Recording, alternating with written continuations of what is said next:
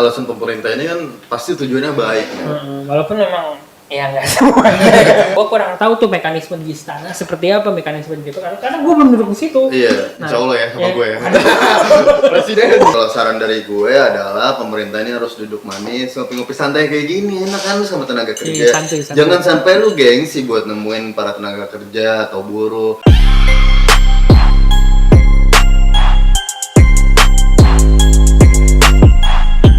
Oke, tadi kan kita udah bahas tentang pro-nya ya. Mungkin itu secara singkat ya. Sebenarnya kalau misalnya dibahas lebih panjang banget ya. Banyak banget. Tapi pasti semacam orang-orang seperti kalian ini agak membosankan pasti. Iya nggak sih? Karena mungkin terlalu analisa ini terlalu berat dan tajam juga sih. Tadi gue ngeliat sampai iya sih bener men. Dan kalau misalkan kalau gue lihat ya kayak misalkan kritik-kritik itu lebih cenderung ke kontra, tapi mereka tidak melihat pro-nya. Mereka hanya melihat dari satu sisi. Kalau dari lu sendiri, menurut lu kan udah baca kontranya nih. Yeah. Kontranya seperti apa sih? Oke, kalau misalkan dari perspektif gua, ini dibuat ini dia tuh kok nggak salah sih banyak banget dari pengusaha-pengusaha ya. Tapi dari sisi ketenaga kerjaannya tidak ada. Iya nggak sih? Dari di sini kan sebenarnya lebih cenderung memperberat dari sisi ketenaga kerja. Sebenarnya kalau misalkan gue baca ini ada 9. Apa tuh? 9 yang di Presiden KSPI ini, Konfederasi Serikat Pekerja Indonesia, Said Iqbal, mengatakan RUU ini akan membuat nasib pekerja menjadi lebih rentan. 9-nya ini, yang pertama adalah hilangnya ketentuan upah minimum di kabupaten atau kota. Yang kedua adalah masalah aturan pesangon yang kualitasnya rendah dan tanpa kepastian. Yang ketiga, aturan itu membuat sistem pemakaian tenaga ahli daya atau outsourcing yang semakin mudah. Yang keempat, sanksi pidana bagi perusahaan yang melanggar aturan dihapuskan. Yang kelima, jam kerja yang eksploitatif. Yang keenam, karyawan kontrak akan sulit menjadi pegawai tetap. Yang ketujuh, penggunaan tenaga kerja asing termasuk buruh kasar semakin bebas.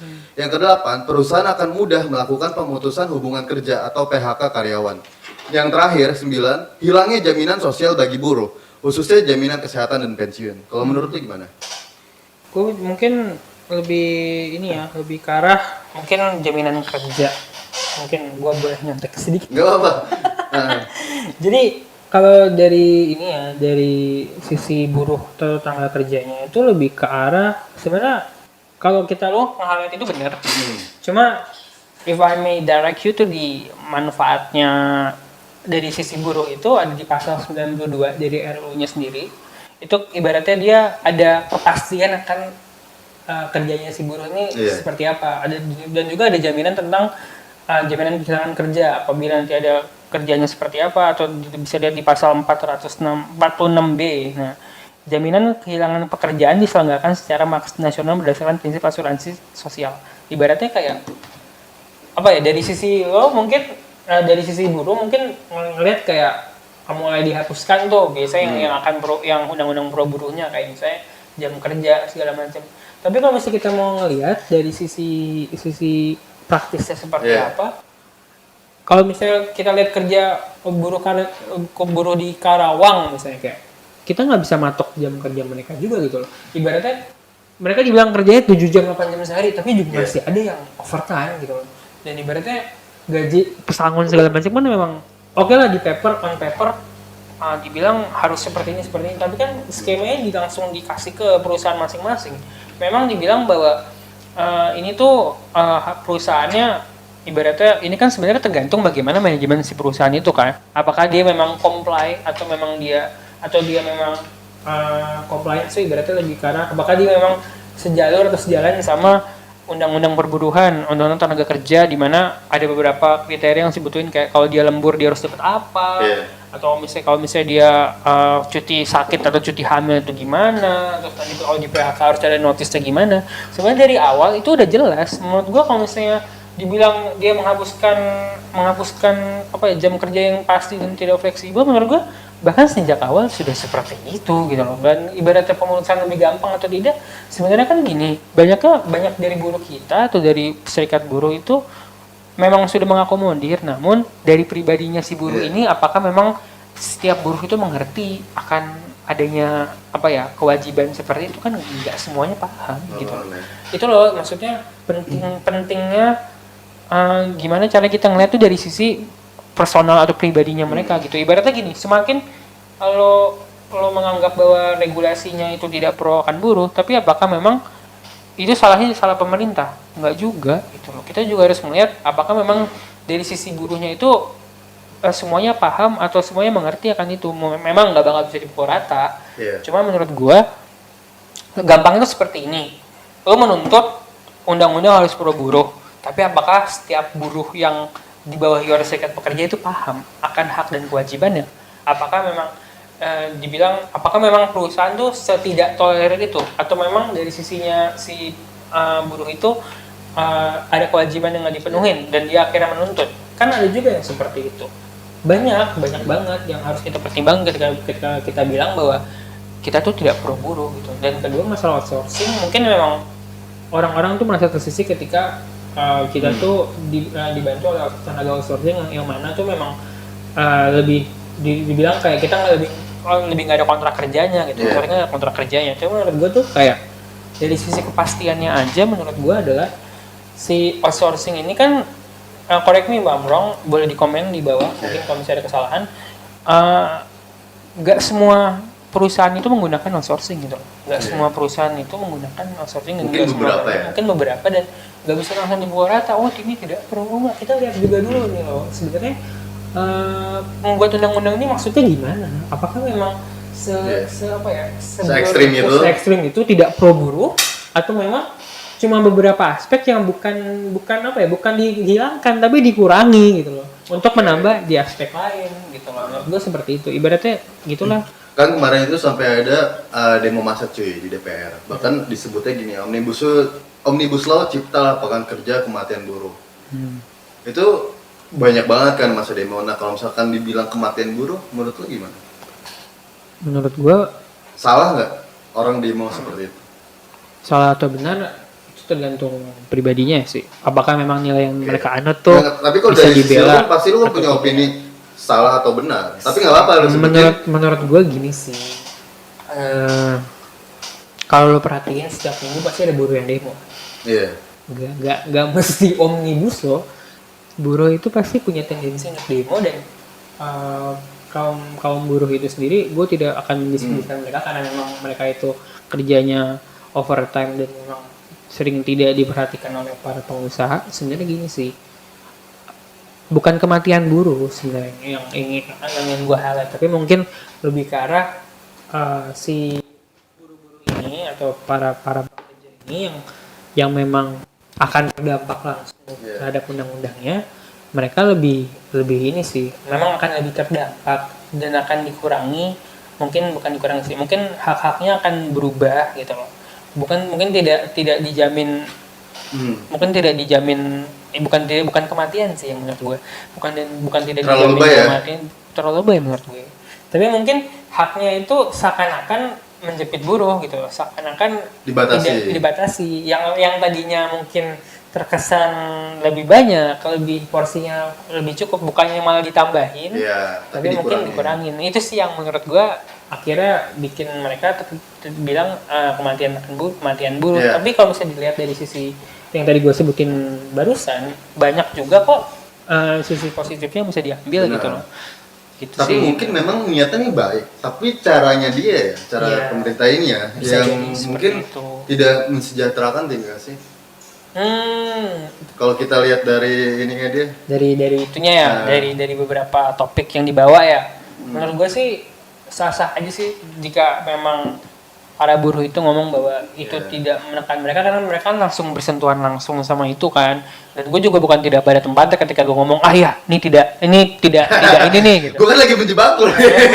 Gue tahu gue akan dijebak, tapi karena gue tidak ada di posisi, gue tidak ada di posisi di mana gue bisa ngomong bahwa buruh itu tidak terjebak, dan gue tidak bisa dibilang di mana gue pro investasi karena gue masih di tengah-tengah, gue belum terjun ke dalam masyarakat, gue masih sebagai pengamat, gue nggak bisa, gue tidak pada tempatnya ketika gue ngomong bahwa undang-undang ini menjepit buruh dan tidak pro pada buruh, karena pada prinsipnya adalah gue akan mencoba melihat dari sisi pros and cons, dan pada akhirnya kita bakal ngeliat titik di mana pro-nya tuh ini dan consnya ini. Gue nggak bisa ngomong bahwa ini menjepit buruh atau tidak gitu loh.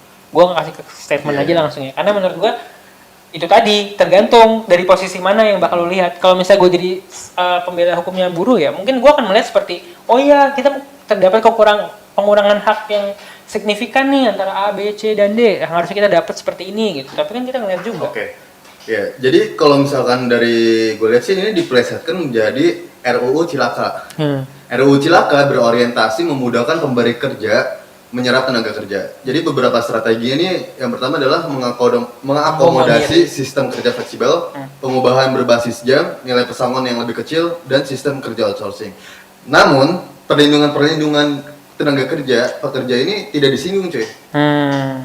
Menurut lu gimana? Sebenarnya gini, ada mekanisme dari apa ya, BPJS Ketenagakerjaan itu kan sudah mengakomodir kan. Misalnya kayak lu harus di cover apa aja apabila lu kecelakaan dalam sisi tenaga kerja. Misalnya kayak gua baru kerja 20 hari tiba-tiba ketiban semen, atau gua baru kerja 10 hari tiba-tiba kaki gua patah karena ketiban besi bangunan. Itu kan ada beberapa klausula atau beberapa peraturan di mana si buruh ini mendapatkan hak yang harusnya didapatkan ketika mereka terkena sesuatu. Itu makanya pentingnya kita punya BPJS, pentingnya beberapa buruh punya P3 itu yang keselamatan pekerjaan itu, karena memang sudah ada beberapa yang di cover.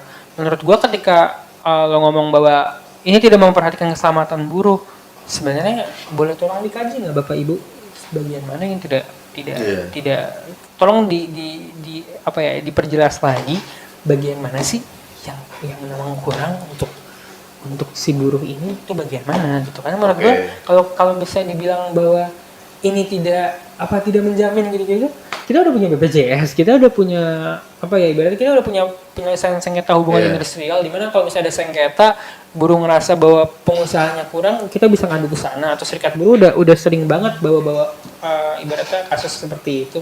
Menurut gue dari sisi pandangan gue sebagai mahasiswa dan orang-orang netral, it's not wise ketika ngomong bahwa kita benar mematikan buruh dan memang tidak pro buruh. Menurut gue sih sudah ada hak-haknya, sudah ada, dan menurut gue implementasi mungkin memang tidak sebaik atau seindah yang ada dalam undang-undang gitu. Memang akan seperti itu.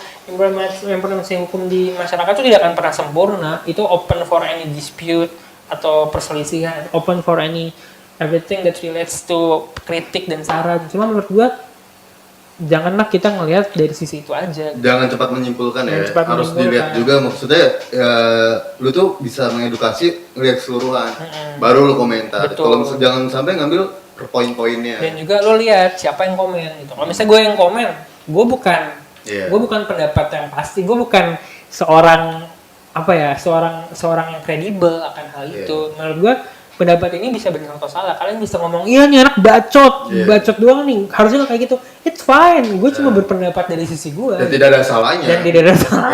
Ini sebenarnya gini loh cuy. Anak-anak muda ini akut untuk mengungkapkan. Padahal kita kayak ya udah kritis tuh kan salah atau benar mungkin relatif kan. Betul. Menurut gue sih yang patut di highlight dalam podcast atau channel ini dan part ini adalah gini loh. Ketika memang lo ngerasa bahwa pendapat lo benar, jangan tidak terbuka pada pendapat lain yang mungkin berseberangan dengan lo. Makanya gue tanya tadi ke lo tuh sebenarnya menurut lo gimana gitu. Karena gue nggak mungkin diskusi itu harus dua arah kan. Benar. Dan kalau misalnya pro kontra, kalau misalnya nggak ada pro kontra, kita bukan diskusi, namanya monolog anjing. Ngomong aja sama tembok. Ngapain ngomong monolog anjing? Maksudnya gitu loh. Semua pendapat, semua argumen tuh open for any interpretation yang gue bilang tadi. Boleh lu berpendapat seperti apa, tapi dasarnya jelas atau enggak. Kalau dasar gue kan memang dari sisi tenaga kerjaan seperti itu, dari peraturan beberapa seperti itu gitu. Memang tidak bisa gue sebut secara implisit pasal-pasalnya karena memang gue takutnya salah mengartikan pasal. Tetapi memang lo ini kan cocok nih karena kan memang lo basicnya kan dihukum. Dan permasalahan omnibus law-nya aja hukum men. Dan memang mahasiswa ini harus peduli gitu. Iya benar. Ketika lo bilang bukan ranah lo, sebenarnya ini ranah lo gitu. Tapi dengan ya lo kredibel bukan. Iya betul. Ini sih mungkin yang bisa dikoreksi. Terima kasih. Itu ranah gue, cuma gue kurang kredibel ya. Oke, jadi alhasil nih, kemudahan penciptaan lapangan kerja juga punya konsekuensi. Karyawan akan lebih mudah di PHK tanpa perusahaan perlu menanggung beban berat. Easy hiring, easy firing. Begitulah prinsip RUU Cilaka menurut Menteri Koordinator Bidang Perekonomian Erlangga Hartarto. Nah, si Bapak ini kan sudah kredibel ngomong Menteri Iya. Koordinator, sudah. Ia mengklaim kemudahan ini akan menghasilkan iklim investasi dan iklim usaha yang lebih kondusif. Nah, kalau menurut lo gimana? Kalau dia bilang easy firing, easy hiring, Easy hiring sama aja. sama aja lah. Menurut gue ya, gimana ya? Kan mereka tuh nyebutin secara eksplisit di beberapa pasal tentang mudahnya orang untuk ini kan merekrut dan direkrut kan. Menurut gue gini loh, sebenarnya masalah perjanjian kerja antara si pekerja dengan yang pekerja dengan yang majikan dengan bawahan, bahasa undang-undangnya atau bahasa kasarnya, itu memang emang sebenarnya tergantung lagi. Gue balik lagi ya, gue akan balik lagi ke argumen gue yang sebelumnya karena ini relates. Karena menurut gue balik lagi ke sebenarnya perusahaan ini apakah memang sudah menerapkan kinerja kerja yang baik atau kinerja perusahaan yang baik. Karena kita nggak bisa langsung melihat bahwa ini easy hiring, easy firing. Karena kan kalau misalnya kita lihat dari sisi hukum korporasi, hukum perusahaannya adalah orang itu nge-hire orang secara massal itu tidak dengan langsung kayak gue pengen cari orang terus gue langsung tarikin nih kasih semua klausul, nggak segampang itu anjir. Orang-orang juga ngomong gue minta pesangon kalau misalnya nih gue kasih contoh kasus ada perusahaan gede tiba-tiba perusahaan konstruksi yang ada beberapa buruh pekerjanya di pabriknya, tiba-tiba pabriknya kebakaran, konslet segala macam. Kasian lah perusahaan kan. Duitnya nggak ada. Iya. Mau ngasih pesangon dari mana?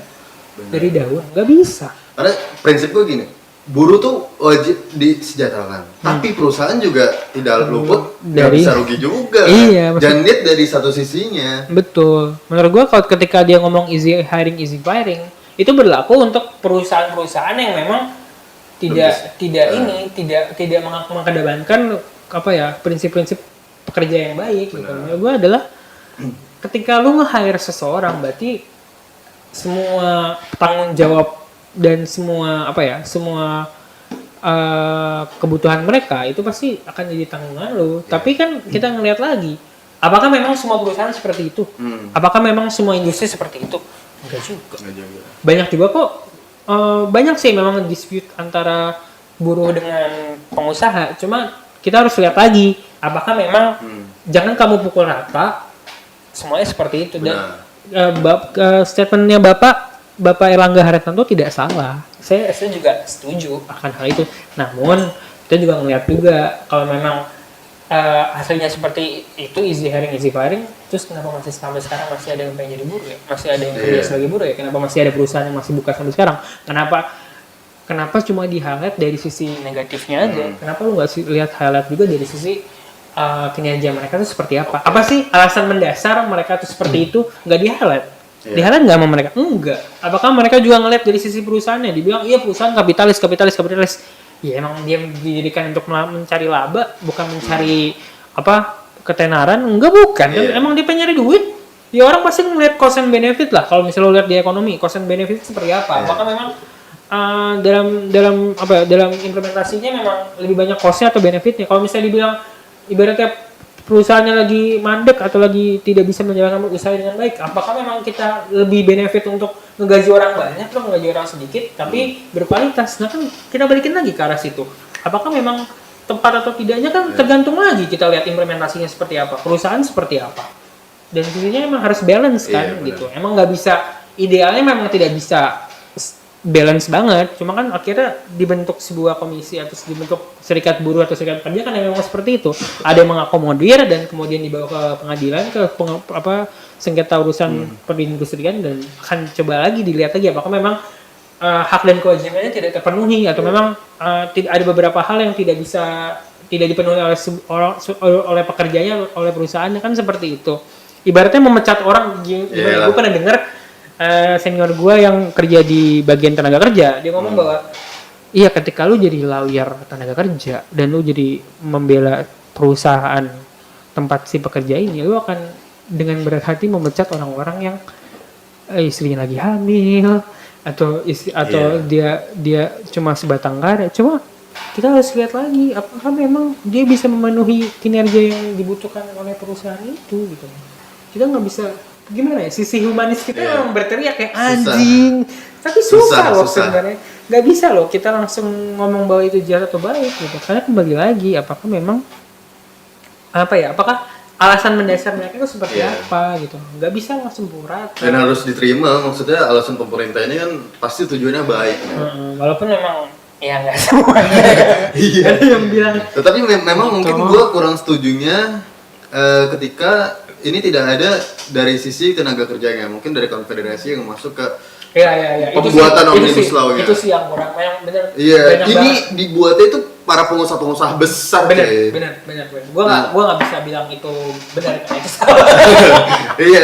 Iya benar. Karena memang kalau ketika kita berbicara balance, ya pembuatan Omnibus Law ini harus dibalance juga gitu.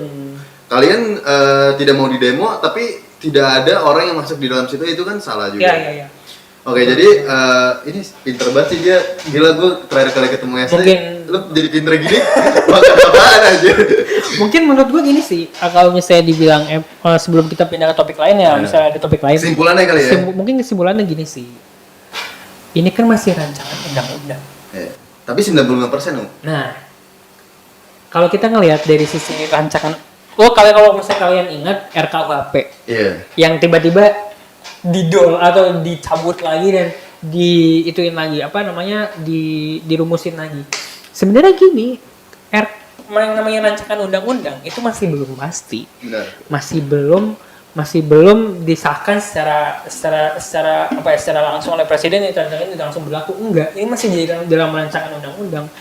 Justru memang para pihak pemerintah itu memang harusnya open sama pendapat-pendapat. Justru itulah ketika di bring up seperti ini ada kurangnya di mana. Iya. Nah, gue kurang tahu tuh mekanisme di istana seperti apa, mekanisme di DPR, karena gue belum duduk di situ. Iya, Nah, insya Allah ya sama ya. gue ya. Presiden. Lagi, tapi menurut gue adalah Iya. kita harus melihat lagi apakah memang Nomor 1. pengkajiannya seperti nomor 1 partai mana gue nggak tahu. Ibaratnya perlu dikaji lagi apakah memang perlu adanya hal-hal seperti itu. Justru dengan adanya kritik dari masyarakat itu bakal lebih membangun lagi dari sisi kualitas Oke. perundang-undangannya gitu. Karena gini sih, kalau saran dari gue adalah pemerintah ini harus duduk manis, ngopi-ngopi santai kayak gini, enak kan sama tenaga kerja. Iya, santai. Jangan sampai lu gengsi buat nemuin para tenaga kerja atau buruh. Ya lu harus mendekati diri lagi, cuy. Karena Iya. kita kan harus menciptakan dan mesejahterakan ke Asli, masyarakat ini juga, men. pro buru banget janjian dia. Janjian Enggak, gue bukan pro buruh, karena gini, pemerintah ini kalau misalkan dia tidak mau mendengar dari buruh, itu bakal lebih besar lagi. Bahkan mahasiswa kemarin bisa lebih besar lagi, cuy. Iya. Bahkan nanti kita nggak ada yang tahu kekuatan Oh iya. humanisme, men. Mau dikejadian Trisakti lagi nih, Trisakti nih.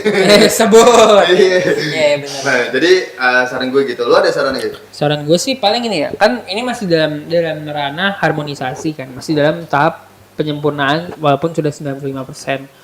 Menurut gue sih gini, kalau misalnya kita coba lihat lagi dari statement Bapak Erlangga Hartarto yang tadi disebut sama Gasan ya, mungkin lebih ke arah gini aja sih. Kalau memang butuh adanya masukan tentang public policy atau tentang apa yang perlu dikembangkan, sebenarnya kita udah punya banyak kok para scholar atau para sarjana yang memang mumpuni untuk itu. Menurut gue, kenapa kita nggak mengundang mereka aja? Kenapa kita nggak coba untuk kaji ulang aja? Kayak kemarin RKUHP langsung dicabut kok, langsung ditulis. Berarti intinya adalah kita harus demo besar-besaran dulu buat dicabut. Gue nggak bisa bilang seperti itu ya, cuma menurut gue adalah cara, dan cara itu Dan bisa, mungkin salah satunya cara kita ini Iya, ya. adalah Semoga cara. kalian men-share video ini ya, guys. adalah cara gitu kan. Iya. Cara-cara itu mungkin emang cara-cara yang diperlukan gitu loh. Cuma menurut gue ya itu tadi masih ada beberapa hal yang perlu dibenahi dan memang perlu untuk dikaji ulang, bukan dibatalkan ya. Iya. Cuma coba dilihat lagi gitu loh. Ya. Kita sih, Itu sih. kita tuh pro pemerintah dan kita pro buruh. Kita netral. Kita Tapi tidak tetap pro memihak, semua. kita tidak memihak siapapun. Tidak memihak siapapun, karena tidak dibayar dengan siapapun. Betul. Kita nggak dibayar pemerintah, kita tidak dibayar Gua tuh kontrak, dan siapa? tidak akan dibayar, men. Iya. Karena netral itu ya kita lebih enak, cuy.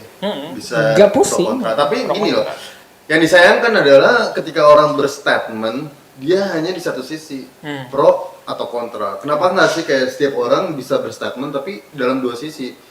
Jangan kita menjelekkan di satu sisinya aja gitu. Ini kan kebanyakan orang seperti itu, men.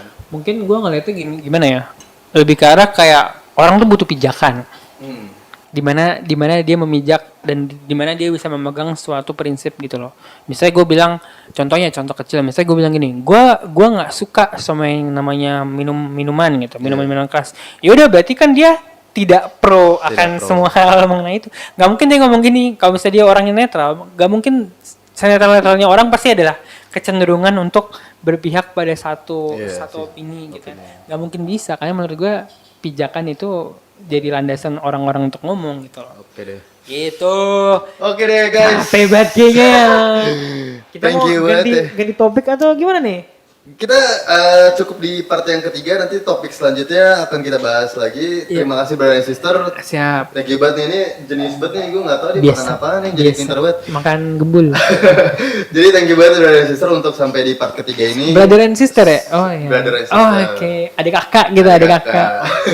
Thank you banget ya untuk kalian yang udah subscribe. Kalau yang belum subscribe harus subscribe dulu dan share videonya biar semua orang nih tahu dengan adanya konten positif di Indonesia, anak-anak muda, dan mendukung kalau misalkan Indonesia harus negara maju lagi. Kita harus pro kontra, pro buruh, pro masyarakat, dan pro apapun. Mantap. Untuk Indonesia menjadi negara yang maju. Siap. Siap. Thank you brother and sister. Thank you.